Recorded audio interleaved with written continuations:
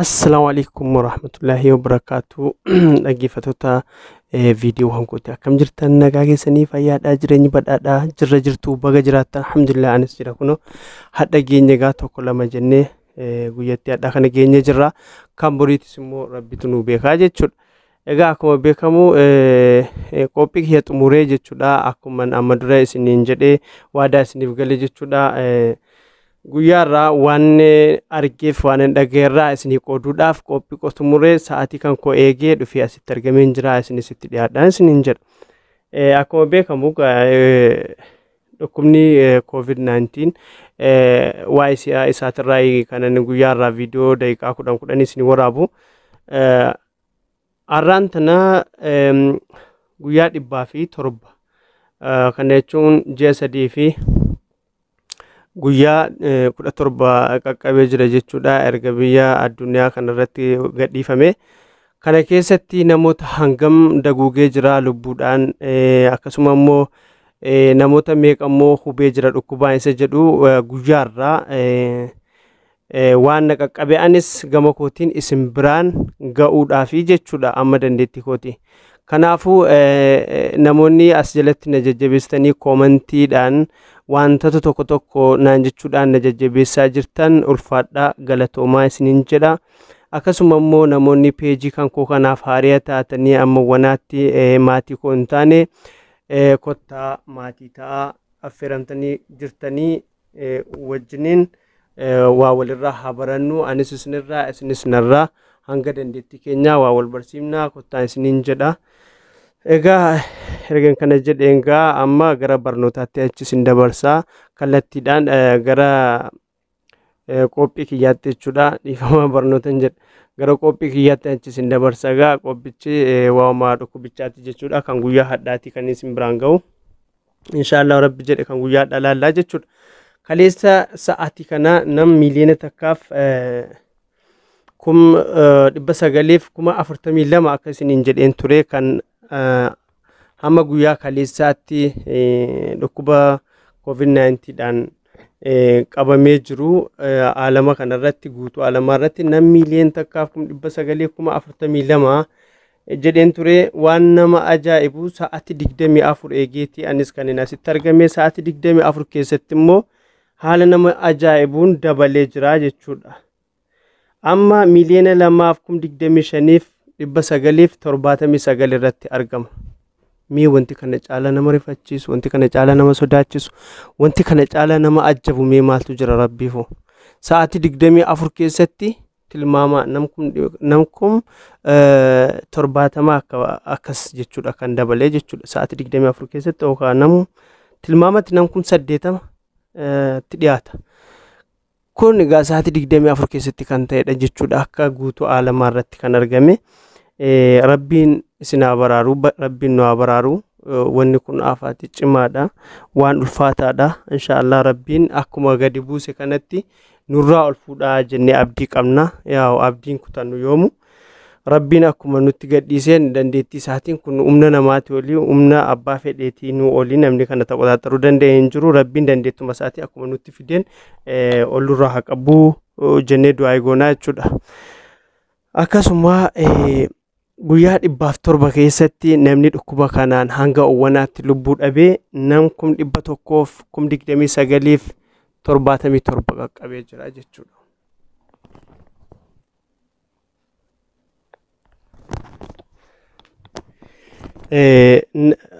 Kan lubbuu dhabee nam 129,77 guyyaa 107 keessatti dhukkuba koronaa vaayirus yookaan COVID-19 dhaan lubbuu isaanii dhabanii jiru jechuudha. Akkasuma immoo namni guyyaa 107 kana keessatti dhukkuba kanaan qabamee irraa dandamate yookaan irraa wayyaa'ee irraa fayyee nam 492,874 dandamatanii gara maatii isaaniitti deebi'aniinu jedha jechuudha. Ragaan asirratti nu agarsiisu kan guyyaa hadhaati kun. Eegasii amma kallattiidhaan eegasii hin dhaga'amadee yaada. Eegasii amma kallattiidhaan gara tartiiba jiraniittan isin dabarsaa yoo rabbi jedhee sadarkaa tokkorraa hanga sadarkaa 12 warra jiraniin asirraa isinii dubbisaa jechuudha inshallah. Sadarkaa tokkorra kan jiran lamarra kan jiran akkasuma immoo tokkorraa haga 12 warra jiran akkasuma biyyattii keessatti immoo namoota hangam qabee jira guyyaarraa nama meeqatu immoo guyyaadhaa du'ee jira guyyaadhaa nama meeqa qabee jira isa jedhuun wajjin laallaa isin hubachiisaa jechuudha inshallah. Akkasuma guyyaa hadhaa biyya Ameerikaa keessatti namni 138 koronaa vaayirasii yookaan COVID-19 dhaan lubbuu dhabee jira jechuudha guyyaa hadhaa hanga sa'aatii ammaatti. Akkasuma namni guyyaa hadhaa dhukkuba kanaan qabame biyya Ameerikaa keessatti nam 2,000 fi nama 9 dhukkuba kanaan Ameerikaa keessatti guyyaa hadhaa qabamanii jiru. Akka waliigalaatti biyya Ameerikaa keessatti dhukkuba kanaan namni qabamee jiru nam 600 fi 15,000 fi 895 qaqqabee jira jechuudha akka waliigalaatti. Kanaan sadarkaa tokkoffaarratti argamte Ameerikaan.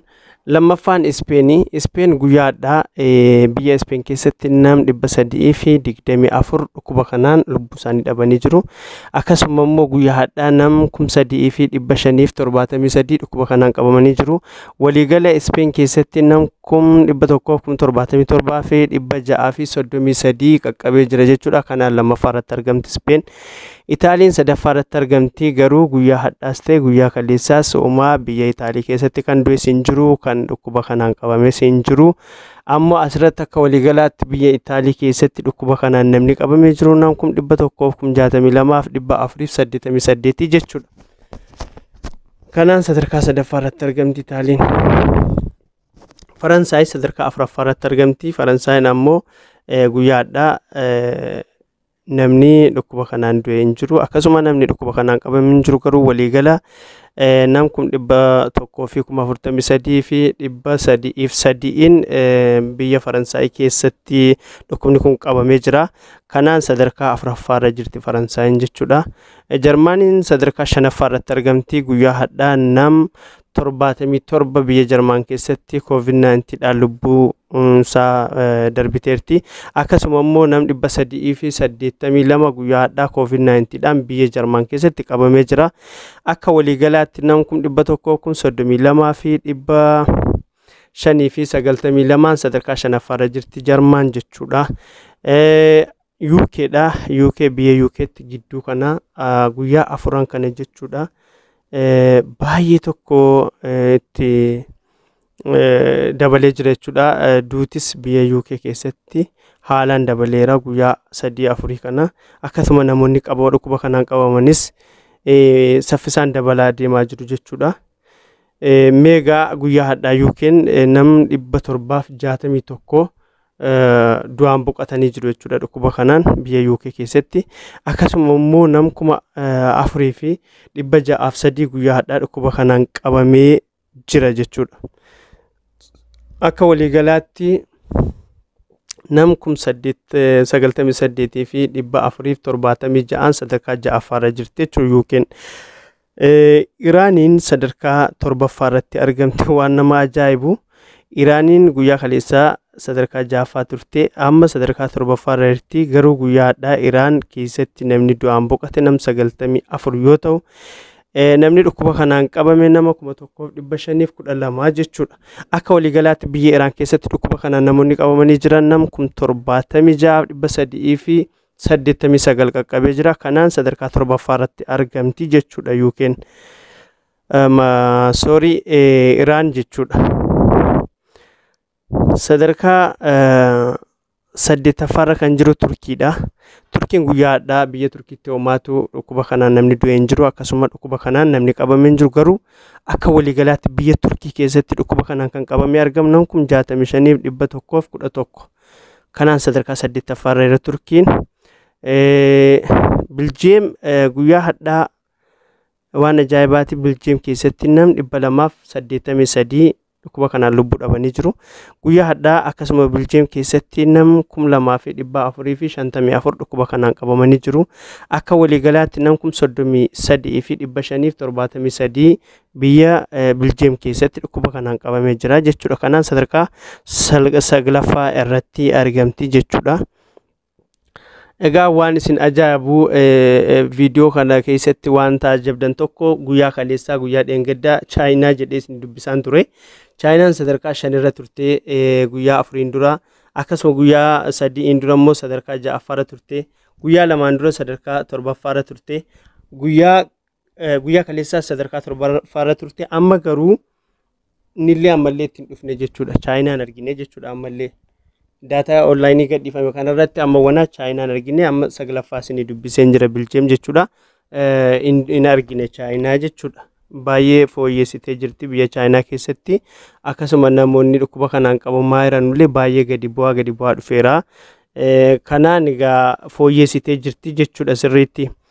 Akkasuma Biljeem ergan jedhee booda Neezerlaand sadarkaa 10ffaa irratti argama. Neezerlaand guyyaa hadhaa nama 189 biyya Neezerlaand keessatti dhukkuba kanaan lubbuu isaa dhabe. Haaluma wal fakkaatuun biyya Neezerlaand keessatti nam 734 dhukkuba kanaan guyyaa hadhaa qabamanii jiru jechuudha. Egaan akka waliigalaatti biyyattii keessatti nam 28,153 dhukkuba kanaan qabamanii jiru jechuudha. Kanaan Neezerlaand sadarkaa 10ffaa irratti argamti jechuudha. Kun kanan isinii dabarsaa jiru kun kan hanga sa'aatii kanaati jechuudha. April 15 yookaan Ebla 15 akka lakkoofsa Awurooppaatti sa'aatii 6 daqiiqaa 20 akka biyya keenyaatti immoo sa'aatii 12 daqiiqaa 20 Ebla jechuudha. Kun hanga sa'aatii kanaatti kan ta'edha. Kan kana olii kan kana boodaatis immoo rabbumatu beeka, garuu haalaan dabalaa jira.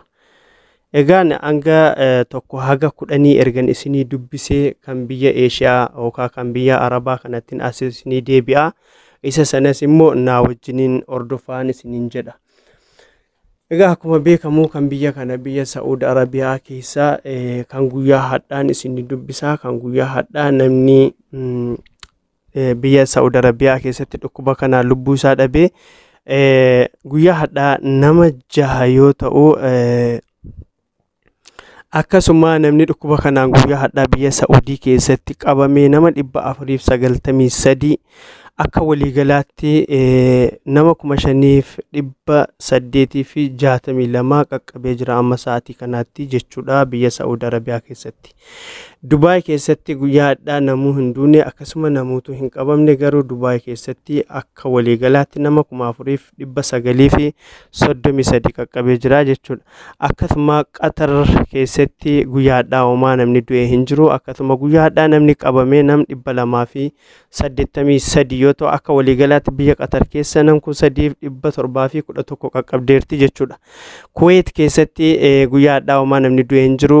Guyyaa hadhaa dhukkubichaan namni qabame nam 50 yoo ta'u, akka waliigalaatti nam 1,405 biyya Kuwait keessatti dhukkuba kanaan qabamee jira jechuudha.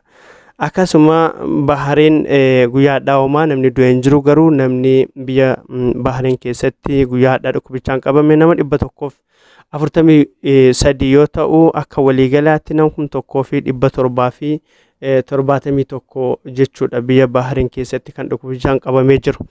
Egaan akkasuma inni dhumaa biyya Arabaa keessaa kanan asirratti isinii qabee isiniif dhiyeessuudha yaale Oomaan guyyaa hadhaa biyya Oomaan keessatti homaa namni du'e hin jiru. Akkasuma namni dhukkuba kanaan qabame biyya Oomaan keessatti nam 97 yoo ta'u, waliigala nam 910 qaqqabdee jirti Oomaanii jechuudha. Kan Afrikaa kan biyya keenya Afrikaattiin achi isin dabarsaa Liibiyaa irraanis ni eegala. Liibiyaan guyyaa hadhaa Oomaatu namni qabamee hin jiru. Akkasuma immoo namni guyyaa hadhaa du'e hin jiru biyya Liibiyaa keessatti, garuu waliigalatti biyya Liibiyaa keessatti nam 35 dhukkubsataan biyya Liibiyaa keessatti qabamee jiru jechuudha. Akkasuma Egypti keessatti hadha guyyaa hadhaa Oomaatu hin duune, akkasuma Oomaatu hin qabamne, garuu Egypti keessatti nam 200